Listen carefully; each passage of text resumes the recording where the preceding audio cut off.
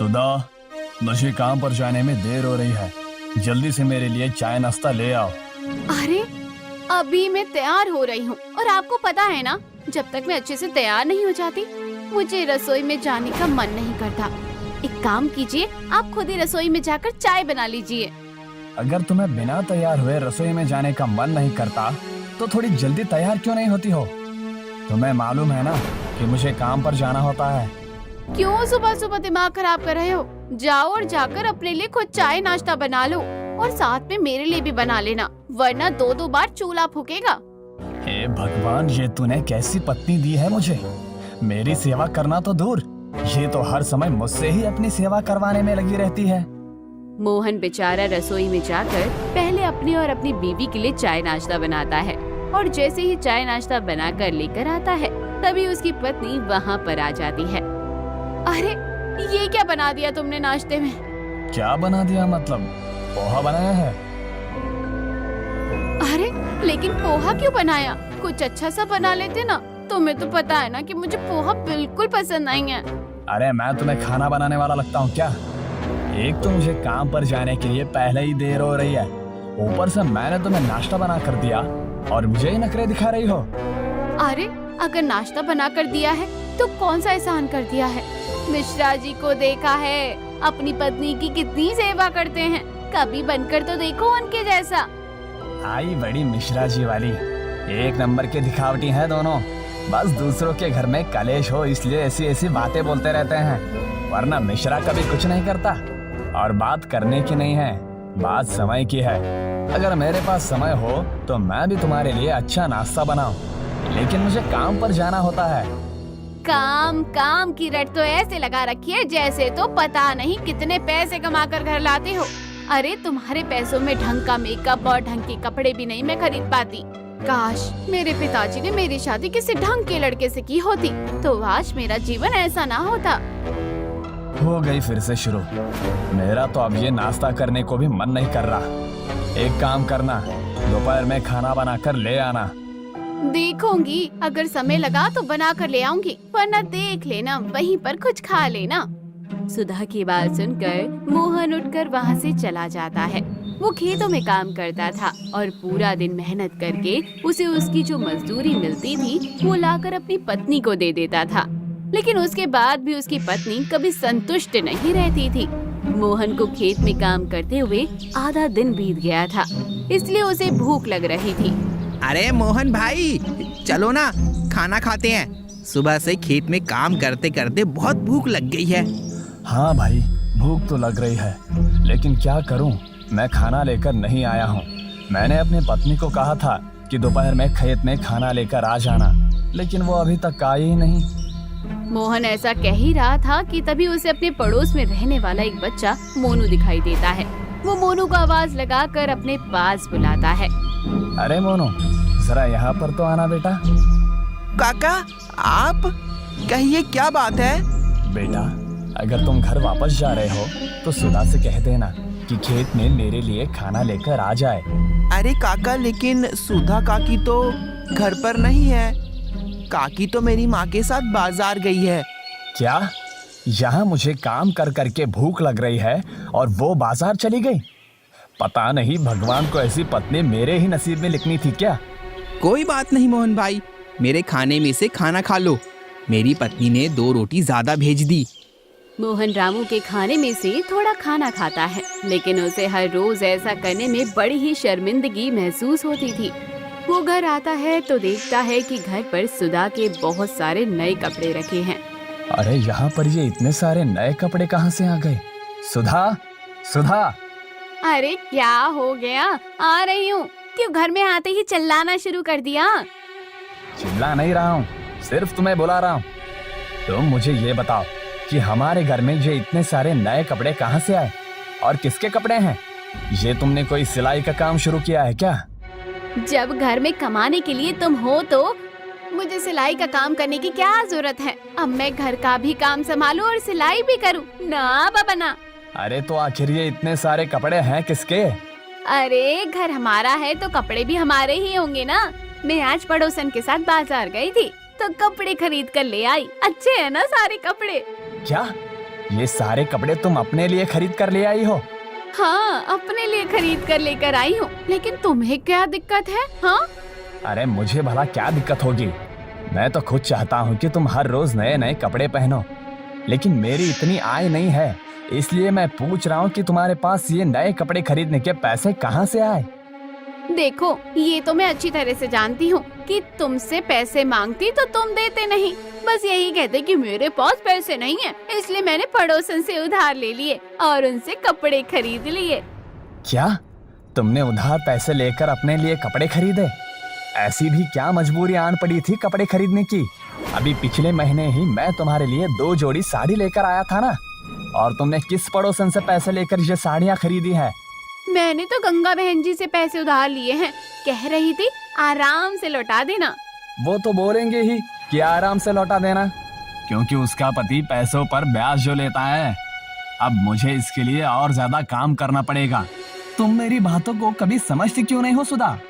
तुम्हारी बातें समझने लायक होती तभी समझती ना। अब मेरा दिमाग मत खराब करो, हटो यहाँ से। सुधा अपने कपड़े लेकर वहाँ से चली जाती है। मोहन रसोई में जाकर देखता है तो सुधा ने खाना भी नहीं बनाया होता था। वो बेचारा भूखा ही सो जाता है। अगले दिन में वो अपने काम पर जा रहा था, तभी उसका पड़ोसी गंगाधर उसे रोकता है। अरे कैसे हो मोहन? मैं ठीक हूँ भैया।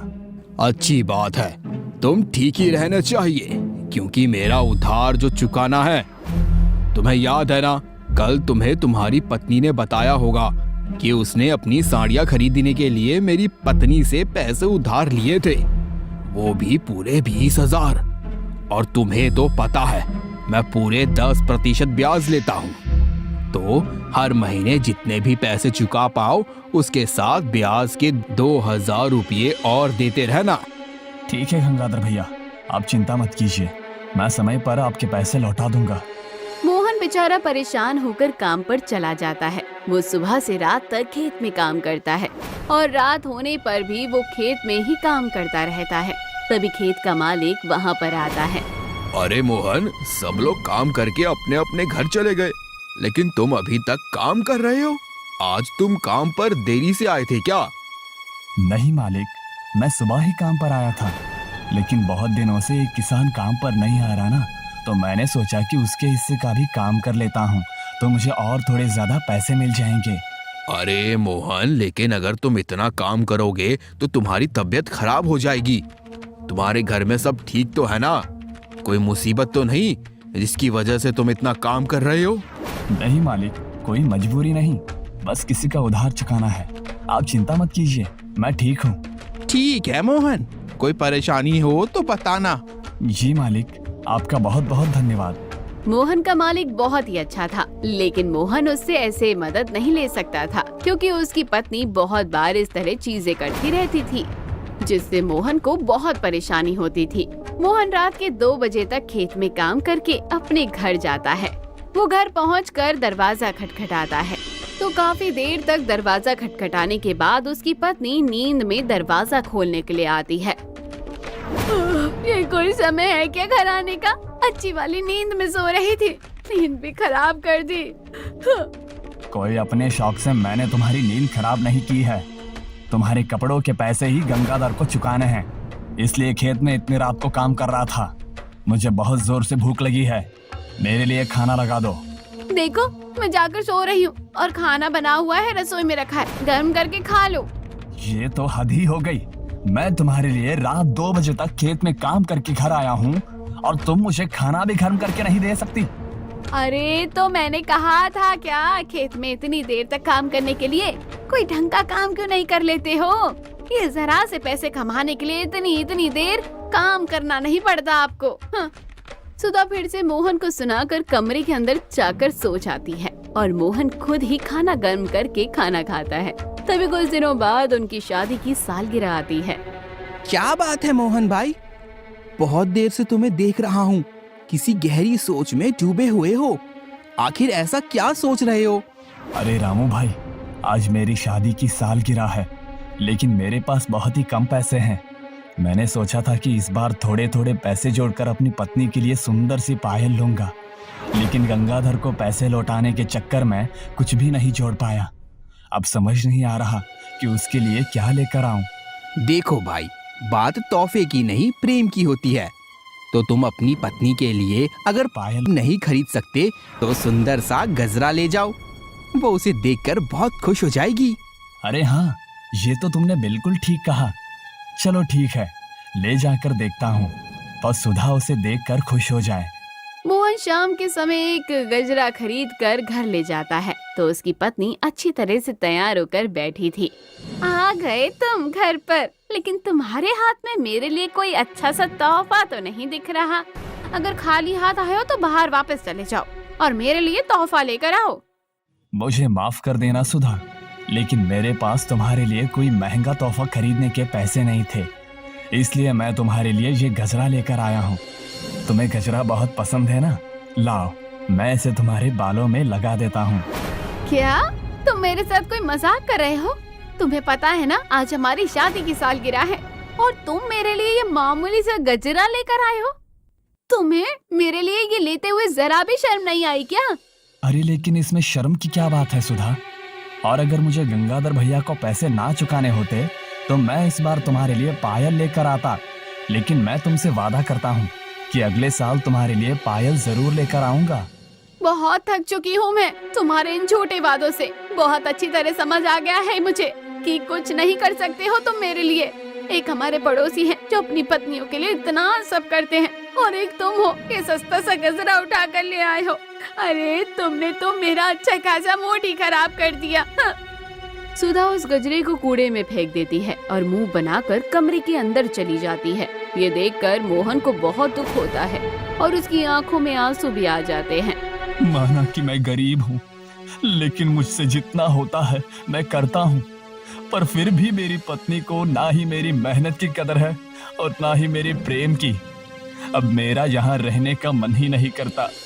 ऐसा लगता है कि उसे मुझे नहीं, केवल मेरे पैसों से प्रेम है। यहाँ रहते रहते अब मेरा जी घुटने लगा है। मोहन बहुत परेशान हो जाता है। वो रात को अपने घर भी नहीं रुकता और एक पोटली में अपना सामान बांधकर वहाँ से चला जाता है। गंगाधर भाई साहब के पैसे तो चुका दिए तो सुधा पर कोई बोझ नहीं आएगा। मोहन आंखों में आंसू लेकर वहाँ से चला जाता है। सुबह जब सुधा की आंख खुलती है तो मोहन घर पर नहीं होता। अच्छा है क्या सुबह सुबह ही खेत में काम करने के लिए चला गया, वरना फिर से मेरा दिमाग ही खराब करते कि मेरे लिए चाय नाश्ता लेकर आओ। चले गए तो अच्छा है, अब थोड़ी देर और आराम से सोऊंगी। सुधा अपना पूरा दिन इसी तरह बिता देती है। शाम को भी मोहन घर नहीं आता, तब भी उसको मोहन की कोई चिंता नहीं होती। अभी तक घर नहीं आया और रात को घर पर आकर मेरी अच्छी खासी नींद खराब करते हैं। अगर आज ही रात को देर से आए ना तो मैं दरवाजा नहीं खोलूंगी। सुबह तक बाहर खड़े रहेंगे तब समझ आएगा कि किसी की नींद खराब करना क्या होता है। सुधा आराम से जाकर सो जाती है। अगली सुबह उसकी नींद खुलती है तो एहसास होता है कि मोहन घर पर आया ही नहीं। अरे ये भला किस तरह संभव है? ये अभी तक घर कैसे नहीं आए? कल रात को खेत में ही सो गए थे क्या? लगता है मुझसे नाराज हो गए हैं, पर कोई बात नहीं, भूख लगेगी तो सीधा घर आ जाएंगे। सुधा को मोहन की थोड़ी थोड़ी चिंता होती थी, ये सोचकर कि उसका घर पर वो इंतजार करती थी कि खाना खाने के लिए तो वो घर पर आएगा ही, लेकिन दोपहर तक भी मोहन घर नहीं आता है। ऐसा तो पहली बार हुआ है, अभी तक वो घर नहीं आए हैं। एक काम करती हूँ, खाना लेकर खेत में ही चली जाती हूँ। अगर गुस्सा होंगे तो उनका दिमाग शांत हो जाएगा। सुधा मोहन के लिए खाना बनाकर खेत में लेकर जाती है, लेकिन वो देखती है कि मोहन खेत में भी नहीं है। अरे ये तो खेत में भी नहीं है, और फिर कहाँ चले गए? अरे सुधा भाभी, आप यहाँ पर हैं? लगता है आज मोहन की जगह पर आप काम करने के लिए आई हो। क्या हुआ? मोहन की तबीयत तो ठीक है ना? क्या मतलब? मैं तो यहाँ पर उनके लिए खाना लेकर आई थी, लेकिन वो मुझे कहीं नहीं दिखाई दे रहे। अरे क्या सुधा भाभी, आप भी मजाक कर रही हैं। मोहन कल से काम पर ही कहाँ आया है? क्या? अगर वो कल से काम पर नहीं आए हैं तो फिर वो कहाँ हैं? और वो तो कल से घर पर है ही नहीं। सुधा की बात सुनकर रामू भी चौंक जाता है। वो लोग मोहन को पूरे गांव में ढूंढते हैं, लेकिन मोहन उन्हें कभी भी नहीं मिलता। सुधा बहुत परेशान होकर घर आती है और रोने लगती है। पता नहीं वो कहाँ चले गए। लगता है मैंने उन्हें कुछ ज्यादा ही कह दिया। मैंने ही कभी उनकी कद्र नहीं करी लगता है, इसलिए वो मुझसे परेशान होकर चले गए। मोहन के जाने के बाद सुधा को उसकी अहमियत समझ आ रही थी। इसी तरह कुछ दिन बीत जाते हैं। तभी एक दिन उनके दरवाजे पर एक पोस्टमैन आता है। अरे ये लीजिए सुधा बहन जी, आपके लिए पोस्ट आया है। मेरे लिए पोस्ट आया है? लेकिन मुझे पोस्ट कौन भेज सकता है? सुधा वो पोस्ट लेती है और वो पोस्ट को खोल कर देखती है। उसके अंदर 20,000 रुपए थे और साथ में एक चिट्ठी थी। वो चिट्ठी को जैसे ही पढ़ती है, मेरी प्यारी सुधा, मैं जानता हूँ कि तुम्हें पैसों की कमी महसूस हो रही है। मैं तुम्हें आज तक तो ढंग से जिंदगी नहीं दे पाया, लेकिन अब पूरी कोशिश करूँगा कि तुम्हारे लिए अच्छे पैसे कमा सकूं। इसलिए पैसे कमाने के लिए एक जगह आया हूँ जहाँ थोड़े ज्यादा पैसे मिलते हैं। वही पैसे मैं तुम्हें भेज रहा हूँ। इन पैसों से तुम अपने महीने का खर्च चलाना और तुम्हें जो खरीदना है वो खरीद लेना। वो चिट्ठी पढ़कर सुधा की आंखों में आंसू आ जाते हैं। मेरी वजह से ये मुझसे इतने दूर चले गए और इस चिट्ठी पर तो उनका पता भी नहीं लिखा है। मैं कहाँ जाकर उनसे मिलूं और उनसे कैसे माफी मांगूं? सुधा बहुत दुखी थी, लेकिन अब वो चाहकर भी मोहन से बात नहीं कर सकती थी। उसके पास हर महीने अभी पोस्टमैन आता और उसे पैसे देकर चला जाता। और कभी कभी तो मोहन पैसों के साथ सुधा के लिए नए कपड़े और नई पाजेब, कभी गहने भेज देता। इसी तरह एक साल बीत गया, लेकिन सुधा को मोहन का कुछ अता पता नहीं लगा। मुझे ना तो ये पैसे ना ही जेवर चाहिए, मुझे बस मेरे पति परमेश्वर के पास जाना है। लेकिन समझ नहीं आता कि मैं उन्हें कैसे ढूंढूं। मैंने पैसों के लिए उन्हें कितना परेशान किया, हमेशा उन्हें कोसा, कभी उनकी अहमियत नहीं समझी। लेकिन अब मुझे ये ऐसा पैसा नहीं चाहिए, मुझे केवल अपना पति चाहिए। सुधा ये सब रोकर कह ही रही थी कि तभी उसके घर एक साधु आते हैं और भिक्षा मांगते हैं। सुधा एक थाली में खाना लेकर साधु महाराज के पास जाती है। क्या बात है बेटी, तुम मुझे इतनी परेशान क्यों लग रही हो?